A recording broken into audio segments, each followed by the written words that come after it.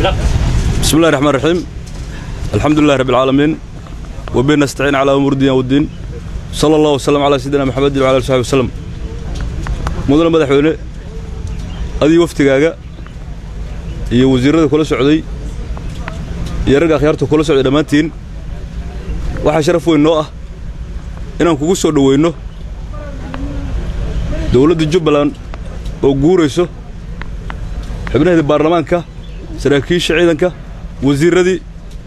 iyo rag madaxda ahaa ee carrada sii joogo dhan inaan la bar kugu soo dhaweeyno sharaf bay noo tahay waxaan ku leenahay mudane madaxweyne adigii waftigaadi ku soo dhawaada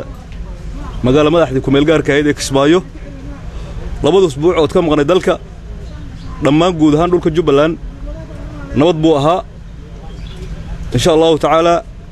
wax walba caadi bay ku sii socdeen horumarkii iyo maxalliga dibudhiskii baa noo sii socday amniga iyo sugustiisii baa noo sii socotay wax dhibaato ah oo dhacday ma jiraan waxa sharaf noo ah in aanu nabad aad noo timid waxaan ku leenahay mar labaad iyo mar saddexaad soo dhawow ku soo dhawow dalkaagi oo nabad ugu timid inaan ku soo dhaweeyno sharaf bay noo tahay. السلام عليكم ورحمة الله وبركاته. أدبارديكم هاد علينا يا كحيانا ذا قراء وزيرة قراء باربانك يا دادك كلا جودهان نبض بقى الهين لوسع عليه سفر شقاء وحانو هادني إمارات عربت وحان سلايا هي وحانو هادني واحد دانتا جبلانية دانتا صومالية جودهان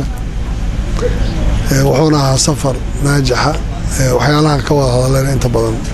خير بيك صعد مادين waxaan hadda ugu badan la sugayna waxa hawlgal in la qaado iyo dib u xaraynta inta u dhiman deegaanada guud ahaan Soomaaliya gaar ahaan Jubbaland oo ugu horeyso caasimadii dowlad goboleedku ay lahayd waxaan rajaynayaa in ilaahayna ka bariyaa inuu horumar iyo amni nasiyo oo shayga ugu muhiimsan waa amniga hadii la helo waxaan isleeyahay wax badan baa qabsoomi karay wax walba nolosha amniga ku xiranta waan rajaynayaa dadkana reer Jubbaland sida fiican in nabadda iyo uga qayb qaadanayaan insha Allah inay sii badiyaan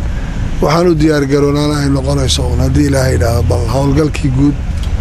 iyo qorshihiisa sidii loo gali lahaa aan rajaynayaa inuu meel fiican mari doono aad baan idinku mahad celinayaa qoladiina sii joogteen soo dhaweysay iyo dadka reer Jubbaland